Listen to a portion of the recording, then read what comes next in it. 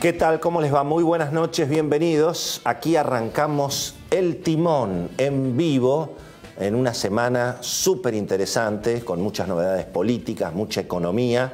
Y aquí estamos nosotros, la señora Cecilia Bufflé. Muy buenas noches. ¿Qué dice? Todo en orden, ¿Cómo le va? por suerte, todo en orden. Bueno. Reaccionó el dólar. Tanto hablamos en este programa de que nada movía el dólar.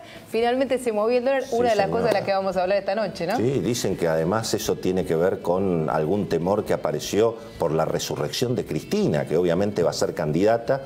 Hay de todo, hay ganadores, perdedores. Lo tenemos al Beto Valdés a pleno esta noche para que, bueno, nos cuente un poquito quiénes son los ganadores y los perdedores a priori del arranque de la campaña electoral, pero efectivamente el dólar más cerca de 17 que de 16 hoy, 16.70 en el blue, 16.65 en los bancos. Exactamente. Y bueno, y la noticia de que la inflación de junio finalmente no va a estar en 1%, cerca de 1%, dicen que va a estar más en torno de 1,5. Bueno, mango más, mango menos, pero el Banco Central no bajó las tasas de interés hoy y todo el mundo le pega a la economía de Macri. Cristina, Sergio Massa. Ayer Sergio Massa en el programa de Fantino, pero le pegó más que Cristina a la economía de Macri, al equipo económico. Obviamente desde todo, es decir, la oposición más dura, la más negociadora, todo el mundo contra la economía de Macri.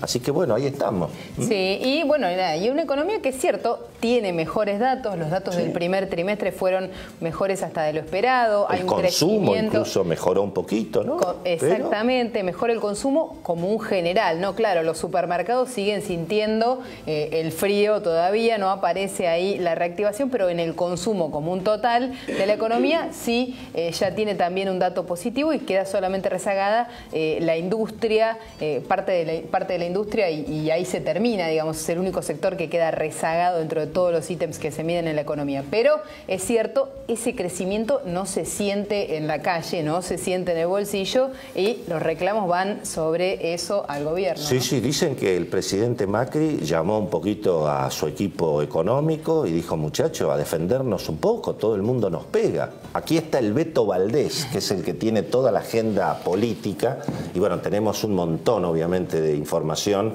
y de preguntas para charlar un ratito. Beto querido, bienvenido, buenas noches. ¿Cómo estamos allí? ¿Qué tal? ¿Cómo andan? ¿Bien? Bueno, muy bien, muy bien.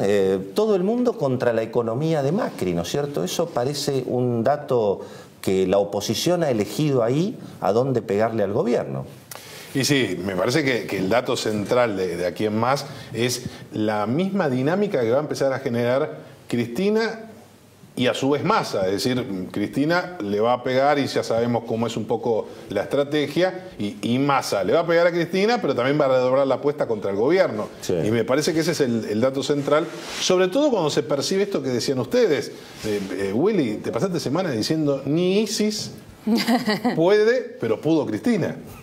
Claramente pudo empezar a mover el tipo de cambio y es más, el nivel de incertidumbre que ha generado Cristina en fondos de inversión, en bancos de inversión, en Wall Street, a nivel ni hablar del mercado financiero, pero acá están más duchos, pero afuera nadie entiende absolutamente nada. El Financial Times, en líneas generales, la prensa especializada empieza a analizar el fenómeno Cristina desde el punto de vista de certidumbre o no y de gobernabilidad, ¿no? Sí, por suerte, también digo, por suerte apareció Fernanda Vallejo, ¿no es cierto? Que un poco para el gobierno seguro que por suerte apareció la jefa de campaña de Cambiemos, ¿no es cierto? Que es esta economista muy ideologizada, desde mi punto de vista, con ideas muy antiguas, ¿no es cierto?, que en definitiva están allí en sectores de izquierda muy minoritarios de la Argentina, que son los que en alguna medida también la llevaron a Cristina a perder las elecciones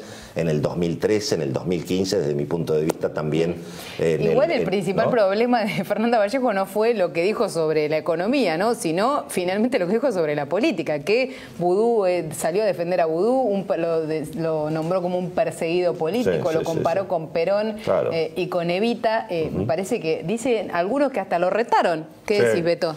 La expresidenta le dijo, de todo.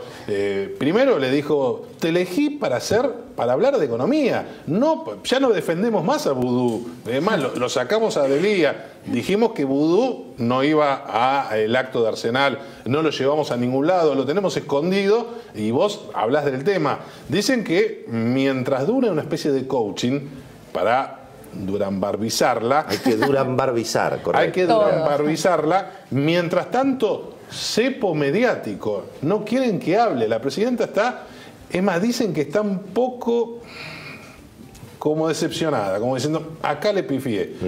Ella había analizado la posibilidad, era una mujer sí o sí quien iba a encabezar la lista, podía haber sido Silvia Batakis, me parece que era un poco más moderna que Vallejos, pero le iban a pegar de lo lindo. La ministra de Economía del peor gobernador de la historia, que fue Daniel Scioli, no era la mejor. También Álvaro Rodríguez, la sobrina nieta famosa de Eva Perón, pero se inclinó y trascendió que la expresidenta le preguntó a Axel Kicillof, ¿vos la conocés a Fernanda Vallejos? Y parece que el exministro de Economía, muy suelto de cuerpo, dijo, no, mucho no la conozco. No, ya la niegan. Se la adjudican. ¿Sabes a quién se la adjudican? ¿A quién? A Artemio López. Dice, la culpa de esto la tiene Artemio López. Sí, pero ahí había dos grupos de economistas, ¿no? Kicillof era el de uno, la gran macro, claro, donde estaba Fernanda Vallejos, era otra. Había una grieta ahí. Que se fue con Randazo. Habría una grieta ahí, sí. Bueno, un tema que también se metió en alguna medida en la política es esta discusión sobre los juicios laborales y los abusos en los juicios por accidentes, a tal punto que ahora se acusa el gobierno de Macri contra los masistas, porque, digamos, Macri dice que por culpa de Massa en la provincia de Buenos Aires no sale la ley de RT, y Massa dice todo lo contrario, que son ellos los que la propusieron en el Senado, en la Cámara de Diputados, y que las peleas de Cambiemos en la legislatura bonaerense no permiten que esto se resuelva. Total que en mayo todo el negocio que estaba en la capital se trasladó a la provincia de Buenos Aires, ¿verdad? Y sí, claro, fue como fácil y obvio. La ley de RT, finalmente el cambio de la ley de RT se aplica en la ciudad de Buenos Aires, donde no hay justicia laboral, y cada provincia tiene que adherir. En un año electoral, ¿qué legislatura provincial va a ir a trabajar para votar encima una modificación de la ley de RT, un poco en contra de los gremios también, ¿no? Tenemos una placa para ver la evolución de los juicios. Mirá lo que pasa con los juicios desde el 2003 hasta la fecha. 42 veces más juicios hay en el sistema. 150.000 juicios. Una barbaridad. ¿Y qué pasa este año? Sí, un dato importante. Cuando la cantidad de accidentes se redujo a la mitad. O sea, se redujo a la mitad la cantidad de accidentes, pero se duplicaron los juicios. No, sí, claro, por 42 veces más juicios. Ahora, la cantidad de accidentes bajó de manera muy fuerte. La cantidad de accidentes con muerte, que son los más graves y los que pueden reclamar, generar reclamos más grandes, bajó muchísimo también. ¿Y qué pasó? El promedio del sistema aumenta 20%. En la provincia de Buenos Aires, 100% aumentaron las demandas del año pasado a contra el sistema de riesgos de trabajo, ¿no? Ayer también habló Mariano Mayer, el secretario de Pymes del Gobierno Nacional, y dijo que este dilema y el dilema de los juicios laborales es un freno a las pymes para contratar, empleados. Y también dijo que en los últimos años murieron en la Argentina unas 6.000 empresas. 6.000 empresas. Es un tema que el gobierno dice que lo va a encarar con mucha profundidad después de las elecciones, como muchas de las cuestiones que el gobierno dice que va a encarar después de las elecciones, pero un ministro me dijo que la reforma impositiva que está preparando Duhovne incluye reducción en las cargas laborales para los que obviamente generen nuevo empleo, para los que mantengan empleo, que va a haber una especie de obsesión del gobierno en ese sentido. Ahora, Beto, el mundo sindical no quedó del todo bien parado en el cierre de listas. No vemos dirigentes sindicales en las principales agrupaciones, ¿no es cierto? Ahí hay perdedores, ¿no? Me parece que por la tradición que siempre ha tenido el peronismo, en esto de la columna vertebral, de cuando llegaban los cierres de listas, había un número 4, un número 5, pero siempre se los ponía en listas de legisladores provinciales. A lo largo del país hay algunos Quien fue más generosa fue Cristina. Cristina termina entre los primeros 8, 9, tenés 3 dirigentes sindicales. Yasky. Hugo Yasky, que es el más conocido, el hombre fuerte de los docentes, y mucho tiene que ver, faltaba que lo pusiera Baradel, pero digamos que también está la secretaria general del gremio de judiciales, que compite con Piumato a nivel de capital, y el secretario general del gremio del caucho. Dos, digamos, que seguramente van a ser diputados nacionales. Ahora, el otro dato interesante está relacionado con lo que pasó con Randazzo. Finalmente, Daer dejó a Massa, recordemos, para pasarse a Randazzo. Finalmente no ligó absolutamente nada. Dicen que en el cierre del ex ministro del Interior, que fue muy complicado por las presiones, pues no se sabía qué iba a pasar, la pelea con Julián Domínguez y demás, no aparecieron 5 gremios que habían asegurado la pelusa, ¿no? Claro. Habían asegurado el dinero para el financiamiento de la campaña. Vamos a hablar un poco de los ganadores. ¿Quiénes son ganadores de todo lo que ha pasado desde tu punto de vista? Los principales ganadores. Me parece que los principales ganadores, en función de cómo queda el escenario, la fotografía, después veremos la película, es el presidente Macri y Elisa Carrió. Macri, claramente, porque logró algo que hace un tiempo parecía complicado. Primero, que el escenario de la provincia de Buenos Aires se vislumbrara en primera instancia sumamente favorable, en primera instancia, por el hecho de que Randazzo finalmente se presentó, devaluado. Es un Randazzo flojeli, flojito de papeles, flojito de candidatos. ¿Terminó perdedor Randazzo para vos? Sí, sin duda, sin duda. Pero bueno, igual lo poco que saque Randazzo, en la Casa Rosada consideran que eso se lo va a sacar a Cristina, o en todo caso a Massa. Y el otro dato es haber logrado, Cambiemos, con los candidatos que eligió el presidente. De hecho, en la provincia de Buenos Aires, donde se genera la madre de todas las batallas, terminó el candidato lo puso Macri. Es el candidato del presidente Macri. Evidentemente. Y en Córdoba, en el distrito también estrella, que lo hizo presidente a Macri, pues le permitió clave ganar, en el triunfo de Macri. Fundamental, y donde el presidente mide mejor que en la ciudad de Buenos Aires. Dicen que es el distrito donde mejor le va a Macri. Puso a su candidato, la Coneja Baldassi. Bueno, tiene historia, todos lo conocemos, algunos lo hemos insultado en los arbitrajes y nos hemos acordado de la mamá y todo eso, pero al margen de eso, evidentemente sacó el apellido Mestre para que no tuviera la posibilidad de un triunfo en Córdoba el nombre del radicalismo, y evidentemente puso el candidato del presidente, es decir, es Macri contra Schiaretti, porque de las otras se borró. Cristina, esto lo charlábamos un poco en la radio con Beto en Millennium, ahí a la tarde. Cristina, digamos, decían que iba a ir presa. Resulta que es candidata a senadora y algunos dicen que puede ganar. Para mí está ganadora Cristina, de arranque. Si miramos en función de lo que vos decías, y sí, evidentemente se ha recuperado y es una candidata competitiva con un techo. Me parece, yo la pondría más cerca de un empate, eso un poco lo discutíamos, vos la ponías más como ganadora, yo la ponía como un empate en función, como lo pondría Sergio Massa. Es decir, creo que como es enorme el interrogante, ¿qué va a pasar con los dos? Tanto con la expresidenta como con Massa y Stolbizer. No sabemos a ciencia cierta si en octubre vamos a estar diciendo, mirá qué bien que le fue, o mirá, se les terminó la carrera política, o más o menos, digo, porque me parece que no hay grises, acá es blanco-negro. En función de eso me parece que salvaron la ropa. Obviamente la expresidenta logró una centralidad asombrosa. Lo vació a Randazzo, digamos, finalmente. Lo vació a Randazzo, le partió el movimiento Evita, le ha generado muchas cuestiones, y van a seguir las maldades seguramente. Y después el otro fenómeno interesante es lo de Sergio Massa, esta experiencia de Sergio Massa con Margarita Stolbizer. 1 más 1 es 2 en política.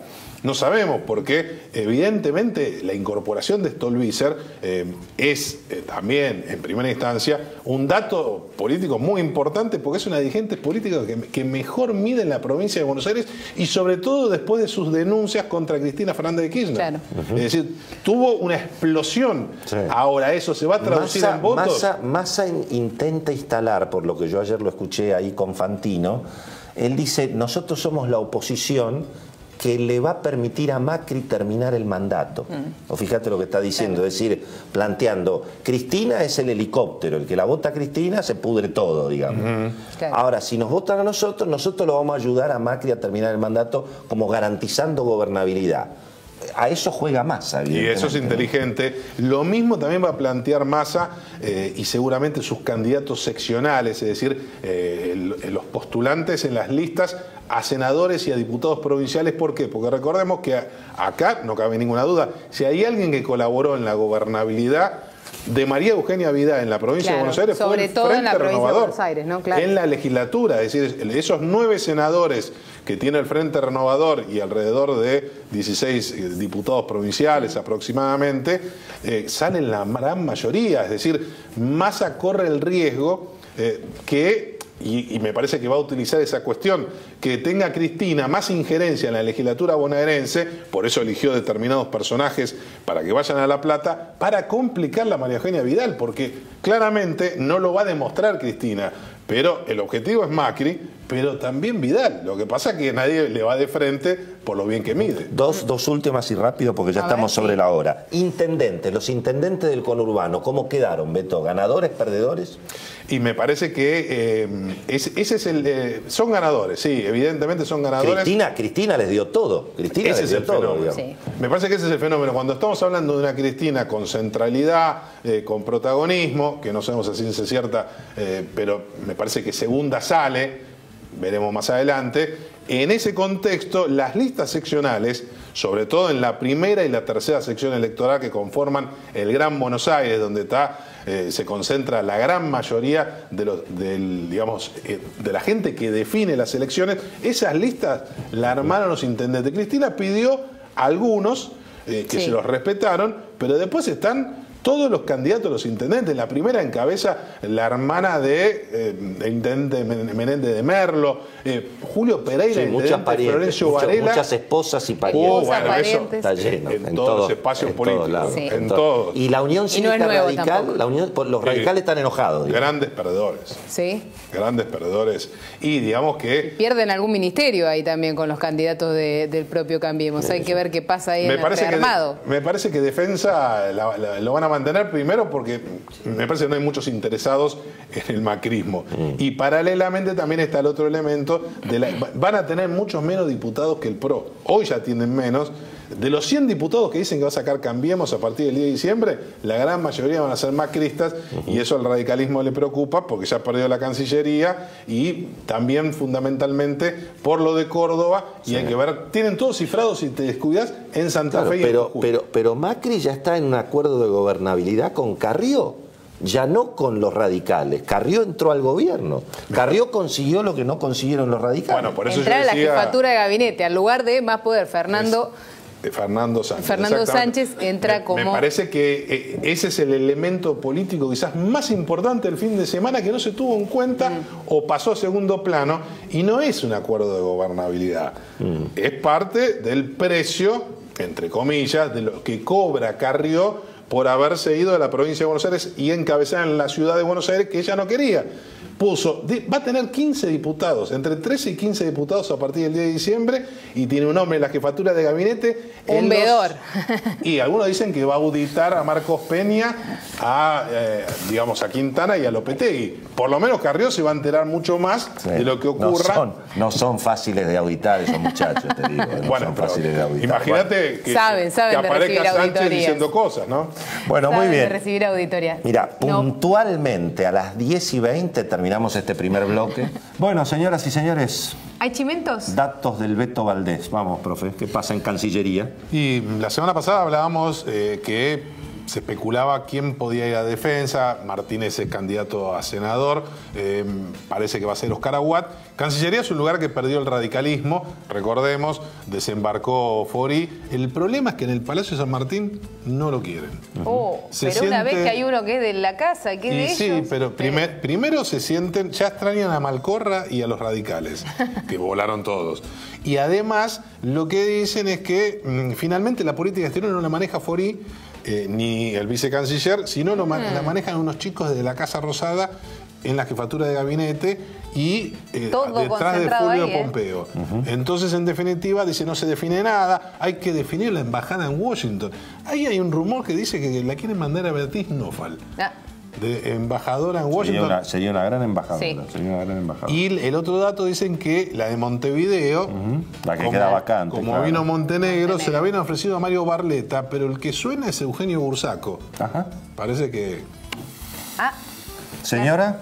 Y ahí ronda de reclamos y de multas, parece. Las multas no se comunicaban, resulta que se comunicaron las multas a los supermercados. Jefatura de Gabinete midió resultados, efectividad, da buena imagen comunicar multas, así que una multa a un sector empresario por semana, veremos. El gobierno de Macri, una multa por semana a los empresarios. Nos vamos. Nos vamos, sí, nos encontramos la semana que viene, el martes, como todas las semanas, en Canal 26. El Timón, los esperamos.